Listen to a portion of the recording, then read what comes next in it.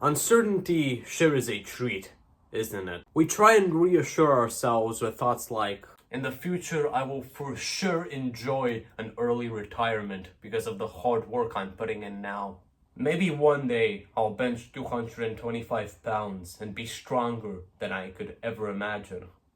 This YouTube channel will 100% take off one day, and it will make me famous, influential, and rich. But at the same time, we know that none of that is guaranteed.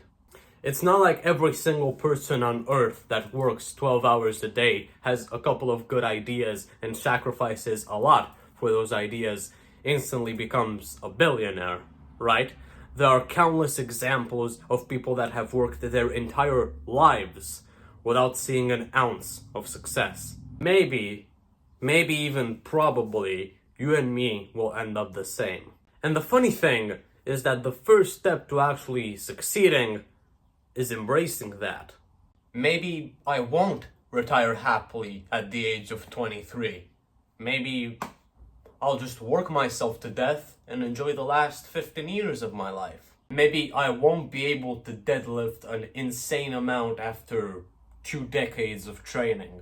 It's very likely that this YouTube channel will just fade into obscurity and I will just end up working another regular office job like so many other lovers of the humanities. And at the same time, you and me both know that doesn't necessarily have to be the case. That's the fine line between nihilism and absurdism. A nihilist would look at that and say, hey, I worked for my entire life restlessly and didn't end up being famous or even rich. What the hell? An absurdist looks at that and says, oh, so this dance I was doing all along was the purpose of it. Touché. I don't have the most experience with dating, as you can probably tell from my interests, but I have faced rejection about 4 times, I would say. And there's this really alpha red-pilled quote that whenever a girl rejects you, or a person in general rejects you, they are placing a bet against your future. They are actively saying, okay, this person is not going to be good enough for me. They're not going to provide me with happiness. They're not going to support me in my work. They're not going to, I don't know, become rich or become something important, see success. And yeah, it's a pretty degenerate quote, in my opinion, but it's also kind of true. Depending on how many people have actually rejected you when you ask them out on a date, or how many people are actively doubting you in your day-to-day life, I've had people who have listened to me say that I want to get to 4,000 watch hours on YouTube and scoff and say, yeah, you'll make it to about 1,000, a maximum of 1,000. Depending on how many people like that are in your life, or how many experiences you've had with rejection, there is certainly a handful of people that aren't the most confident about the probability of success of your future self. Is the possibility that they might be right terrifying? Yes. Do you also need to accept it in order to see any results ever? Absolutely. How the hell are people expected to work and move forward and invest so much into their dreams, fully knowing that their dreams are not guaranteed to actually come true? There is no way in hell that people like Elon Musk or Jeff Bezos don't enjoy the work that they do. Elon Musk enjoys engineering. Jeff Bezos probably enjoys whatever he does at Amazon. I'm not an expert, or don't have enough general knowledge to comment on that. But I would argue that they also enjoy it when they don't feel like it. When they don't want to do it, but still do it, they still enjoy that. They have somehow found a way to enjoy discipline. They have found a way of enjoying not enjoying something. There is no way Elon Musk worked for like 17 years before seeing any semblance of success. People doubting him from all areas. People calling him retarded at school.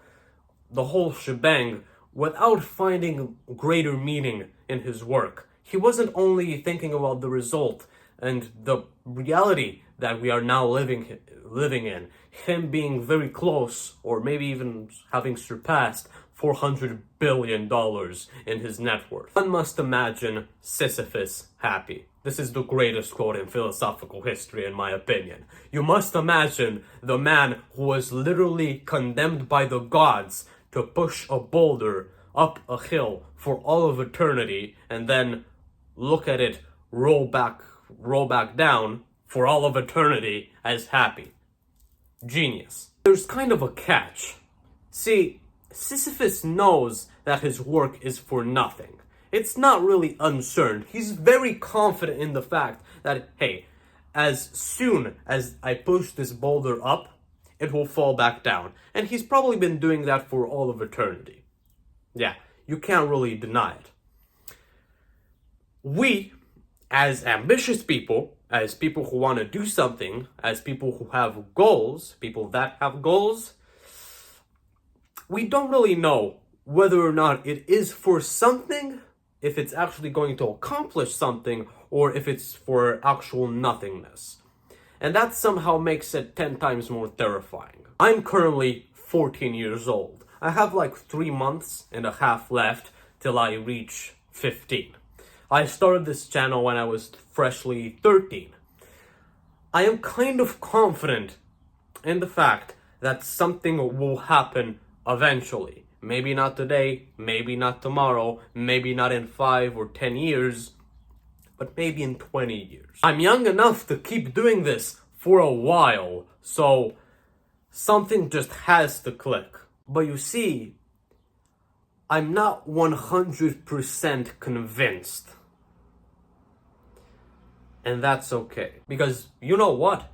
This Saturday morning, when I crawled out of bed at the modest hour of 6 a.m. and headed towards my desk to read and script the very script that you are listening to right now, I did it with joy.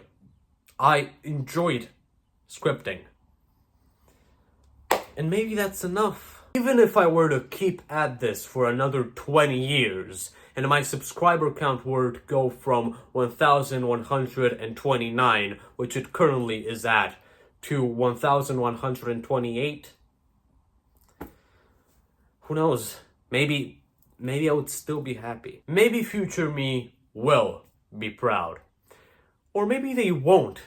But if I keep doing this for a couple more good decades, I will be content. That is one thing that I am sure of. And even if the world, or even if I myself, don't see the success, if the success that I achieve, that contentment, is not as visible as I might have wanted it, or might want it now to be in the future, yeah, I think that's okay. Was I on the verge of tears when writing this? Yeah. Because I'm a 14-year-old that is still trying to navigate through all of this uncertainty.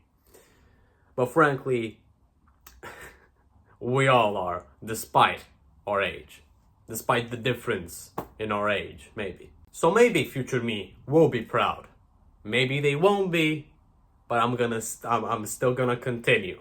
Because losing means not trying, and winning means trying. It's all about intention and effort.